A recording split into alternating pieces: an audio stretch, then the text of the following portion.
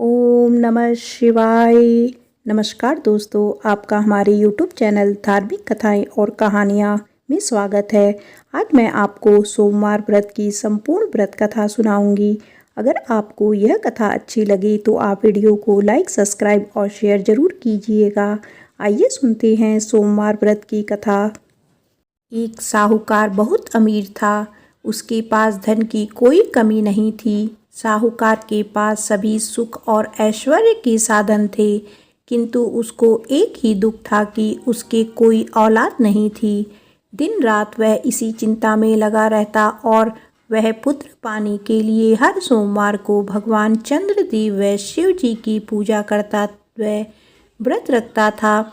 साहूकार के भोलेनाथ के प्रति ऐसी भक्ति देखकर एक बार माँ पार्वती जी ने शिव जी से कहा, हे नाथ, ये साहूकार आपका अनन्य भक्त है और सदैव ही आपका व्रत और पूजा भक्ति भाव से किया करता है। आप कृपया करके इसकी मनोकामना पूर्ण कर दें। पार्वती जी के ऐसे वचन सुनकर भोलेनाथ ने माँ गौरी से कहा, हे पार्वती, यह संसार एक कर्म क्षेत्र है। यहाँ जो भी जैसा कार्य करता है उसे वैसा ही फल मिलता है, अर्थात जैसा कार्य मनुष्य करता है वैसे ही परिणाम भोगता है।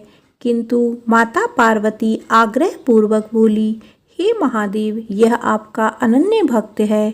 यदि इसको कोई भी दुख हो तो आपको इसे अवश्य दूर करना चाहिए। यदि आप अपने भक्तों की मनोकामनाएं पूरी नहीं करेंगे तो क्यों कोई मनुष्य आपकी भक्ति, सेवा व पूजा करेंगे। पार्वती जी के इस आग्रह को सुनकर शिवजी ने कहा, हे शिवे, इस साहूकार के कोई पुत्र नहीं है। इसी कारण यह दिन रात चिंतित व दुखी रहता है। इसके भाग्य में संतान न होने पर भी मैं इसे पुत्र प्राप्ति के लिए वरदान देता हूँ, किंतु इसका पुत्र केवल 12 वर्ष तक ही जीवित रह सकता है। इसके बाद वह मर जाएगा। इससे अधिक मैं इस साहूकार के लिए कुछ नहीं कर सकता। यह सब बातें साहूकार सुन रहा था।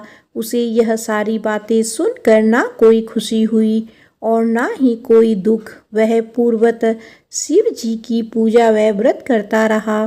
कुछ समय पश्चात साहूकार की पत्नी गर्भवती हो गई और 10वें महीने में उसने एक बहुत ही सुंदर पुत्र को जन्म दिया। साहूकार के घर में बहुत खुशियां मनाई गई, किंतु साहूकार अपने पुत्र की 12 वर्ष की उम्र जानकर कोई खुशी प्रकट नहीं की और इस संबंध में किसी को कोई भेद भी नहीं बताया। वह बालक धीरे धीरे बड़ा होने लगा। जब वह बालक 11 साल का हो गया तो बालक की माता ने साहूकार से उसके विवाह के लिए कहा, किंतु साहूकार ने कहा कि मैं इसे काशी जी पढ़ने भेजूंगा। साहूकार ने अपने साले को बुलाकर कहा कि तुम इस बालक को काशी पढ़ाने ले जाओ और इसे विधिवत शिक्षा ग्रहण कराओ। साहूकार ने उसको बहुत सा धन देकर कहा कि रास्ते में जहाँ कहीं भी ठहरो वहाँ यज्ञ और ब्राह्मणों को भोजन कराते जाना। इस प्रकार वह दोनों मामा भांजे रास्ते में यज्ञ करते, दान देते और ब्राह्मणों को भोजन कराते जा रहे थे। रास्ते में एक शहर पड़ा। उस शहर में राजा की कन्या का विवाह था। एक अन्य राजा का लड़का बारात लेकर आया था, लेकिन वह एक आंख से काना था।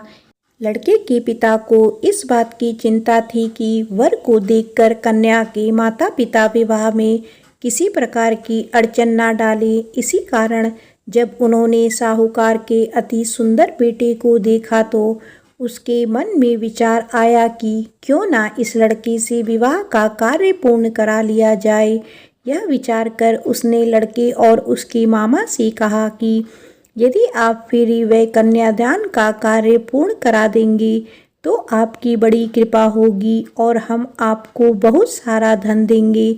साहूकार के लड़के और उसके मामा ने इस बात को स्वीकार कर लिया। विवाह का काम भली प्रकार से पूरा हो गया। जब वह लड़का जाने लगा तो उसने चुपके से राजकुमारी की चुनरी पर लिख दिया कि तेरा विवाह मेरे साथ हुआ है, लेकिन जिसके साथ तुझे भेजा जाएगा वह एक काना है। मैं काशी जी को जा रहा हूँ। राजकुमारी ने जब इस प्रकार लिखा पाया तो उसने कान्हे राजकुमार के साथ जाने से इनकार कर दिया और कहा, यह मेरा पति नहीं है। मेरा विवाह जिसके साथ हुआ है वह काशी जी गया है। राजकुमारी के पिता ने यह सब बात जब सुना तो उसने अपनी कन्या को विदा करने से इनकार कर दिया। बारात वापस चली गई। उधर साहूकार का लड़का और उसका मामा काशी जी पहुँचे, जहाँ लड़के ने पढ़ना शुरू किया तथा अपना अतिरिक्त समय मामा भांजे यज्ञ आदि दान में व्यतीत करने लगे। इस प्रकार कई महीने बीत गए। जब लड़का 12 साल का हुआ तो उस दिन लड़के के मामा ने यज्ञ का आयोजन कर रखा था। अचानक ही लड़के की तबीयत खराब हो गई। लड़के के मामा ने कहा कि अंदर जाकर सो जाओ। लड़का अंदर जाकर सो गया। थोड़ी देर पश्चात लड़का मर गया। जब लड़के के मामा ने देखा कि वह मर गया है तो वह बहुत दुखी हुआ। उसने सोचा कि पहले यज्ञ पूरा कर लूं तब कुछ सोचूंगा। लड़के के मामा ने यज्ञ पूरा किया और फिर रोना आरंभ कर दिया। वह बहुत जोर जोर से रो रहा था। संयोगवश शिवजी और पार्वती जी उधर से जा रहे थे। पार्वती जी ने भगवान भोलेनाथ से कहा, हे नाथ, कोई दुखी व्यक्ति रो रहा है, उसके कष्टों को दूर करो। तब शिवजी और पार्वती जी वहां पहुँचे। उन्होंने वहां देखा कि वहां एक लड़का मरा हुआ पड़ा है। तब पार्वती जी ने देखते ही लड़के को पहचान लिया। पार्वती जी ने लड़के के मरने का कारण पूछा तो भोलेनाथ ने बताया, हे गौरी, इस लड़के की आयु इतनी ही थी, ये अपनी आयु पूरी कर चुका है। पार्वती जी ने विनम्रता पूर्वक कहा, महाराज, कृपया करके आप इस लड़के को जीवित कर दीजिए, नहीं तो इसके माता पिता इसके वियोग में तड़प तड़प कर अपनी जान दे देंगे। माता पार्वती की बात सुनकर शिवजी ने लड़के को पुनः जीवित कर दिया। शिवजी की कृपा से लड़का जीवित हो गया। शिव शंकर व पार्वती जी धाम चले गए।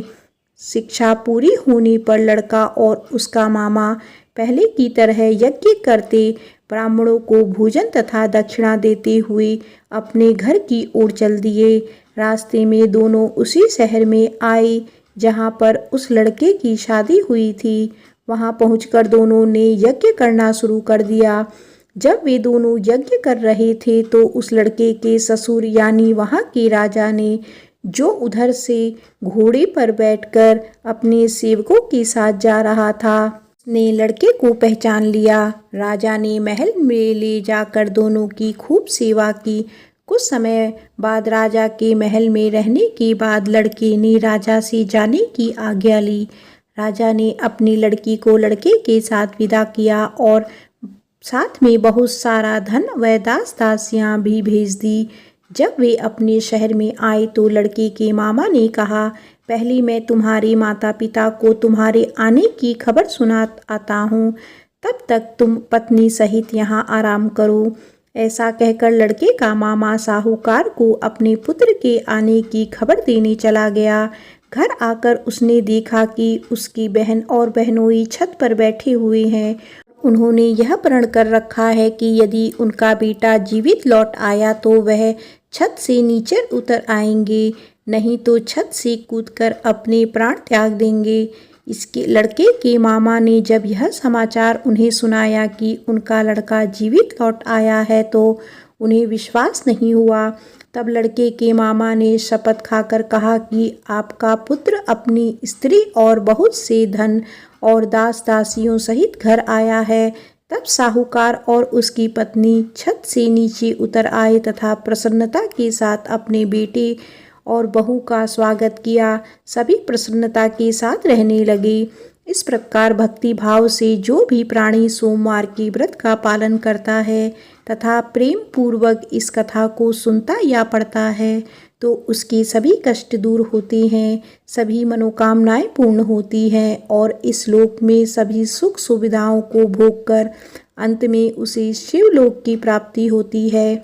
इस प्रकार सोमवार के व्रत को 16 सोमवार तक करें, फिर उद्यापन करें। इस व्रत के प्रभाव से मानव को सभी प्रकार के सुखों की प्राप्ति होती है। बोलो उमापति शंकर भगवान की जय, माता पार्वती की जय।